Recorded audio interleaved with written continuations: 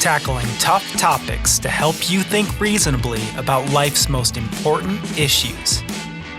This is Thinker Sensitive.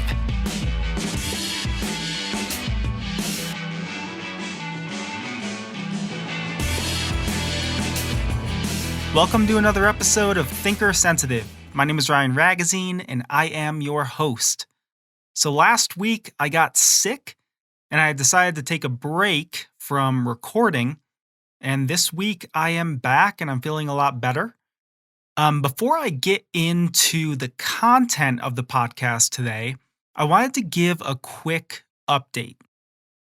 I said in the beginning of the year that 2022, my main goal is really to grow the podcast, to grow the listenership, and to grow the audience. That is not an easy thing, but that's definitely my goal this year. And so I've been trying to do a few things to make that happen. So one thing I've done is I've joined some podcast networks that just allow you to connect with other podcasters, network with like-minded podcasts, and it creates the possibility of being a guest on other people's podcasts or even hosting guests on your podcasts. And so that's one thing that I want to try to pursue this year. I particularly want to try to be a guest on several podcasts this year. And that gives you an opportunity to get exposure to other people's audiences. I recently found a podcast mentor as well, and I've had the opportunity to have some meetings with him, which have been pretty constructive. I also have this great high-quality intro video, and I need to figure out how to use it more creatively in promotions and marketing and with ads. Overall, I'm just going to try to be more creative with my engagement in 2022. I do have one small request for you. I would really encourage you to engage with the content. That would help me so much. It's just as small as liking a post, commenting on a post, or sharing a post. That kind of stuff, that kind of engagement goes such a long way. Now, I'm not asking you to like a post that you disagree with or to share an episode that you dislike, but if you sincerely like the content, if you sincerely like a post or an episode, hit the like button, comment on it, share it. That would help me so much. All right. Today we're going to be discussing the notion of the common good. In the sporting world, you'll often hear the term teamwork. Coaches love this word. In a lot of ways, the job of a coach is to build camaraderie, unity, and harmony.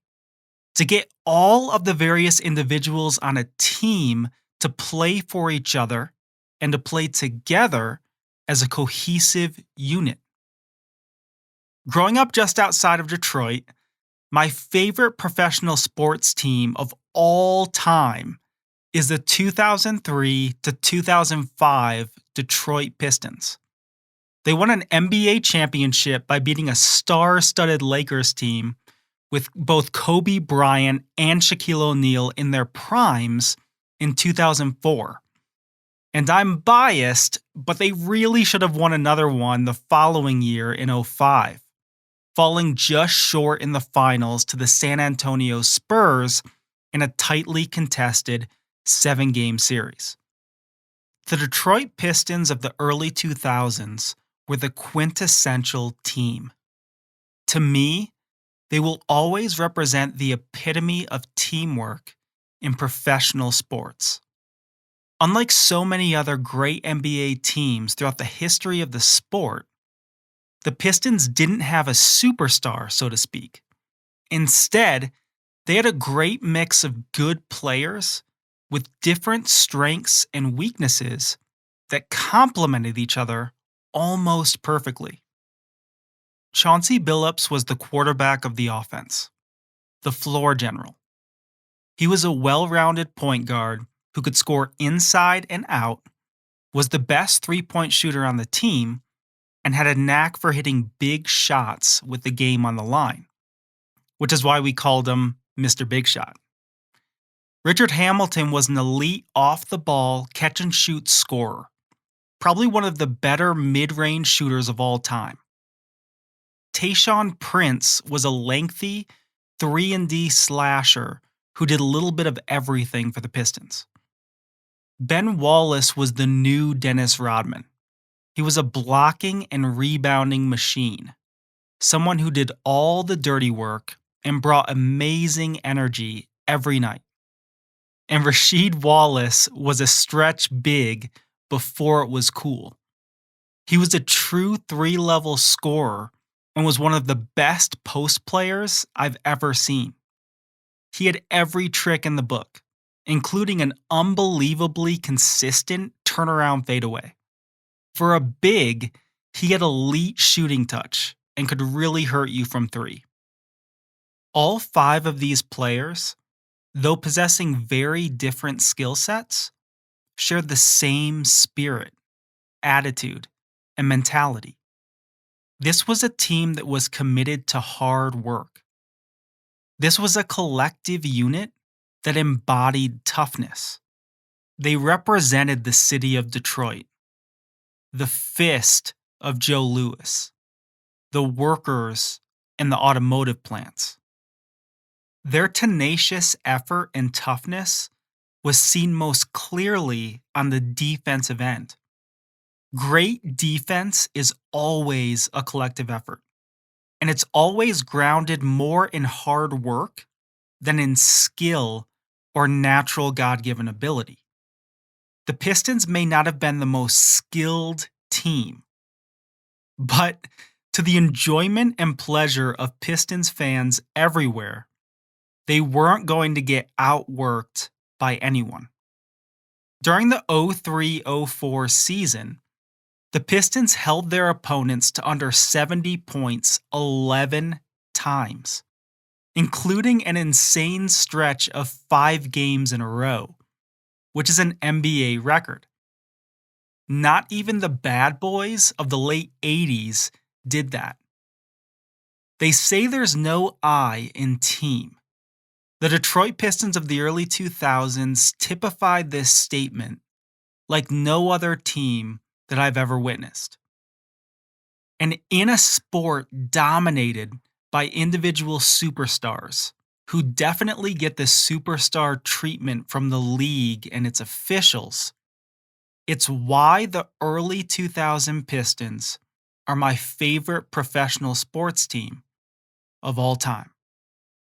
In the history of political thinking, the notion of the common good has always been a central element in democratic philosophy. Philosophers like Locke, Hume, Machiavelli, and Rousseau believed that democracies would fail if citizens became more concerned with individual interests than the good of all people in a given society. I truly wonder, much to the chagrin of the original developers and classical proponents of the notion of democracy, if we are witnessing the contemporary diminishing of the common good, the good of the collective, the corporate body, the team, so to speak. I wonder if we can even rightly talk about a common good today. Does such a thing even exist anymore? Have both the special interests and vested interests reflected in the divisive identity politics of our current culture chipped away at any sense of commonality and unity? Is it not true that these trends have led to intense fragmentation and profound division in Western societies in modern democracies? Has self interest and even tribalism ultimately overtaken the priority of the common good today? Before we dig into these questions, like good philosophers, let's define our terms. What do we mean by democracy, the common good, special invested interests, special invested freedoms, and identity politics? Democracy is a system of government controlled by the whole population or the majority of its citizens. As Abraham Lincoln put it in his Gettysburg Address, government of the people, by the people, for the people, even if led by representatives and elected officials. The common good refers to policies, decisions, and actions that are beneficial for most or all members of a given community or society. That which benefits society as a whole, in contrast to the private goods of individuals and various factions of society. Examples of this would include free speech and a free market, public parks, public libraries, public education, infrastructure, and city fire departments. Special interest refers to a person or group seeking to influence legislative or government policy to further often narrowly defined interests. Vested interest refers to having a personal stake or involvement in a policy, often involving the promise or expectation of some form of personal gain. Let's take a look at some examples of special invested freedoms, rights, and benefits. Freedom of speech is only offered to select demographics and only extended to select ideas from those demographics. All other demographics and alternative ideas receive censorship. So maybe only conservatives who promote pro-life initiatives are given the ability to present their viewpoints and defend their positions. Or another example might be that voting rights are only given to certain demographics who hold certain ideas. So maybe only those who aren't religious are able to vote and influence political legislation and leadership. Those who are religious are prohibited from all political influence. These would be examples of special or vested freedoms, rights, and benefits for the good of certain individuals and certain groups, instead of freedoms, rights, and benefits for the good of all people in a corporate body. Identity politics are politics in which groups of people having a particular racial, religious, ethnic, social, cultural, geographical, or sexual identity tend to promote their own specific interests or concerns without regard to the interests or concerns of other groups or the collective as a whole.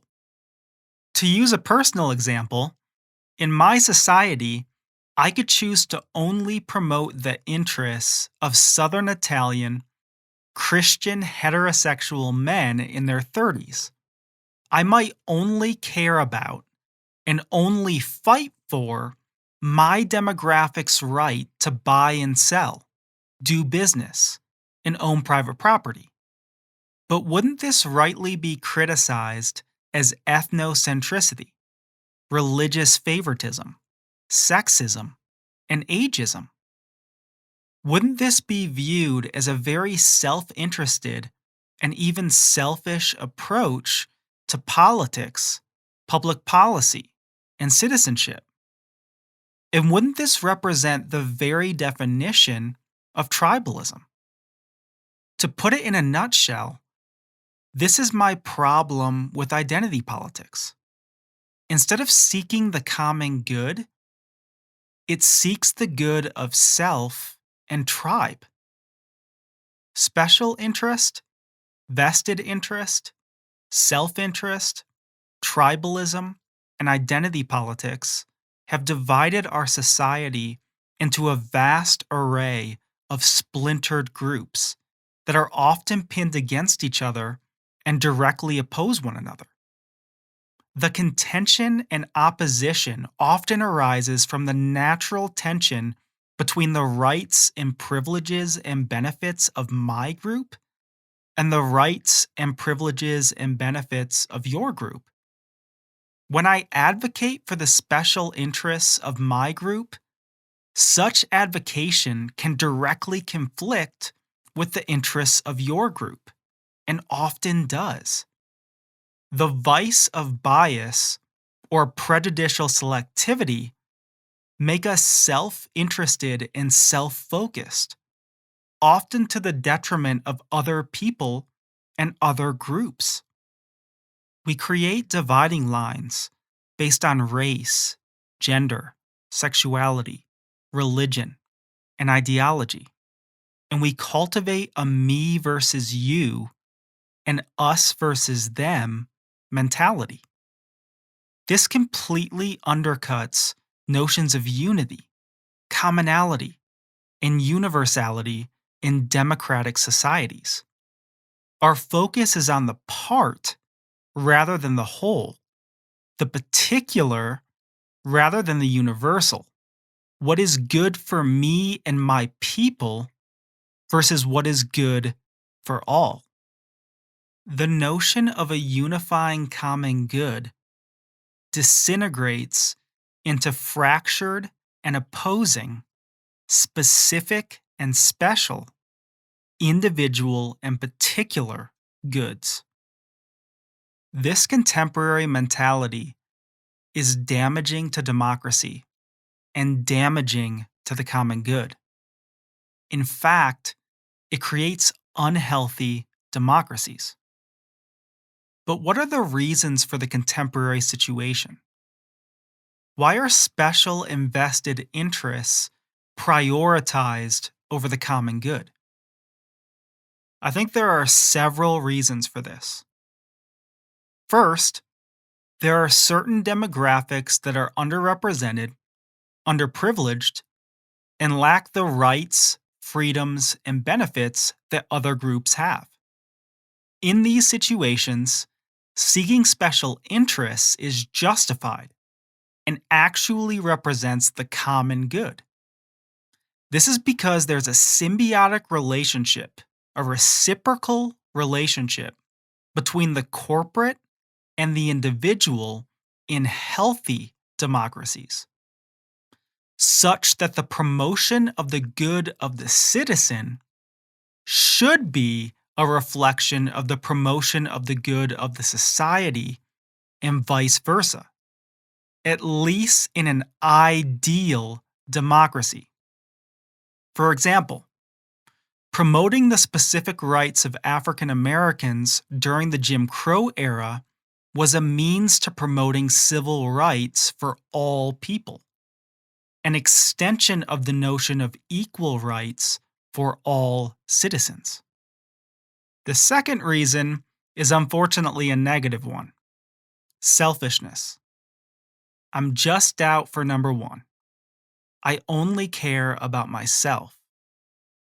Self-interest is my main criterion for political participation.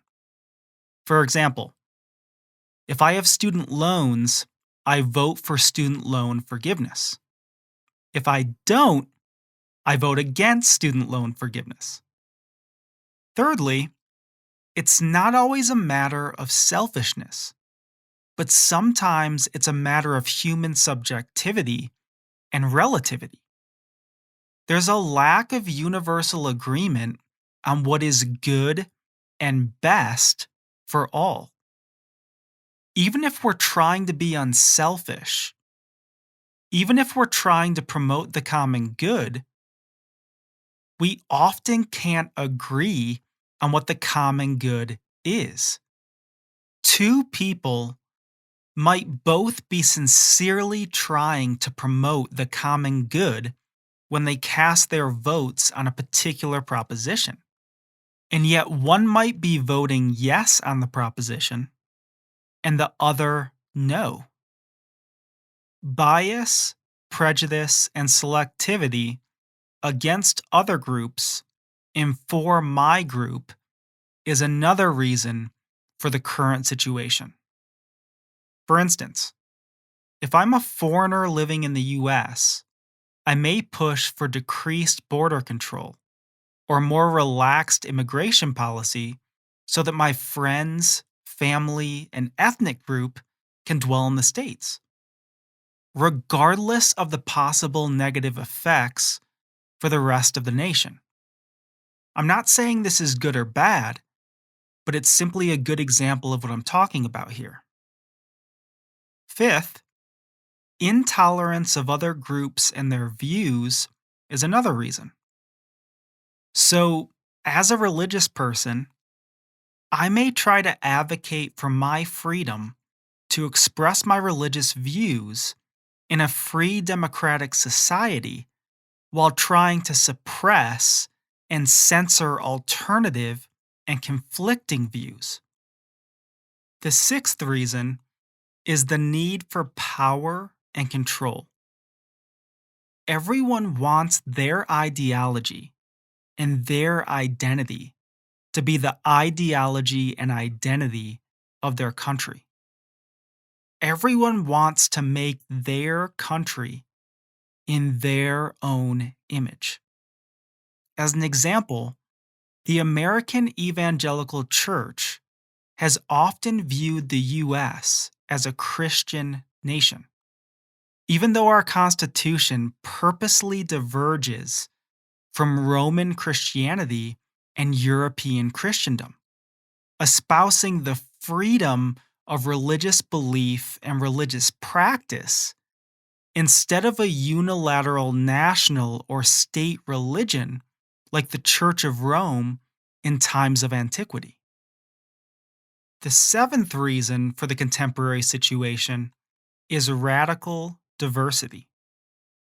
One could argue that our country has become too diverse to share and support a common good.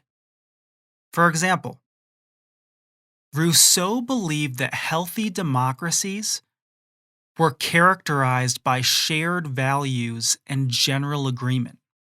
In healthy democracies, when one votes for one's own interests, one votes for the interests of the majority.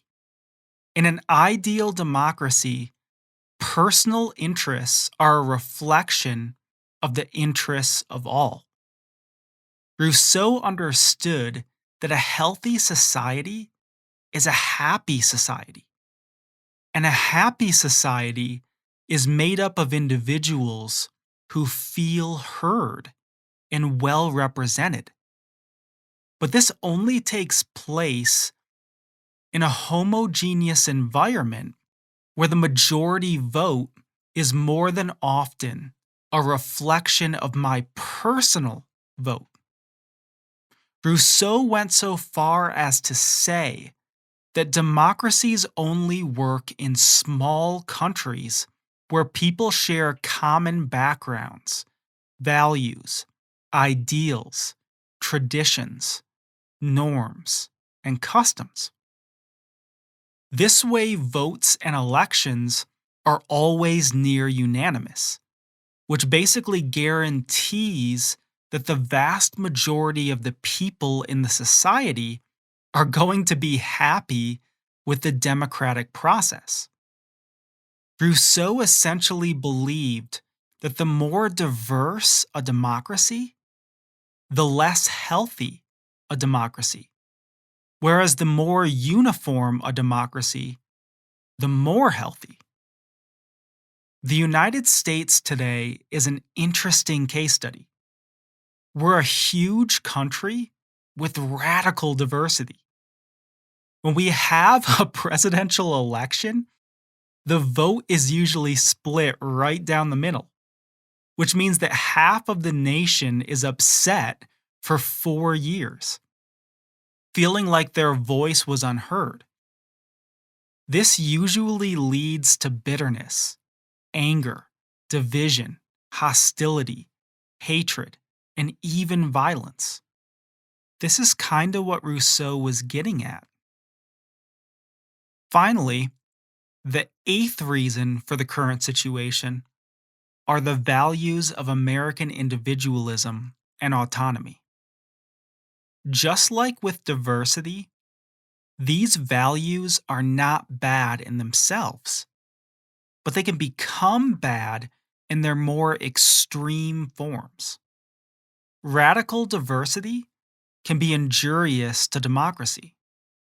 Radical individualism and autonomy, when pushed too far, can be injurious to the common good.